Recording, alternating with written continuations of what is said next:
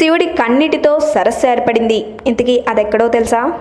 శివుడు అత్యంత శక్తివంతమైన దేవుడు. హిందూ పురాణాల ప్రకారం శివుడికి ఎంతో ప్రత్యేకత ఉంది. కానీ శివుని గురించి చాలామందికి తెలియని విషయాలు కొన్ని ఉన్నాయి. అందులో శివుడు కన్నీటితో ఏర్పడిన సరస్సు గురించి మీరు ఎప్పుడైనా విన్నారా? అదేంటో ఎక్కడుందో ఇప్పుడు మనం తెలుసుకుందాం. కానీ అంతకంటే ముందు మా ఛానల్ని సబ్స్క్రైబ్ చేయడం మాత్రం మర్చిపోకండి. కథస్రాజ్ మందిర్ పక్కనే ఉన్న కొలను శివుడు కన్నీటితో ఏర్పడిందని అక్కడ ప్రజల విశ్వాసం. సతీదేవి మరణించిన తర్వాత శివుడు అమితంగా దుఃఖించాడట. ఈ దుఃఖ క్రమంలో శివుడు 2 కన్నుల నుండి కన్నీరు ధారాలుగా కారసాగింది. ఈ 2 కన్నుల నుండి ద్రవించిన నీరు 2 సరస్సులుగా ఏర్పడ్డాయి.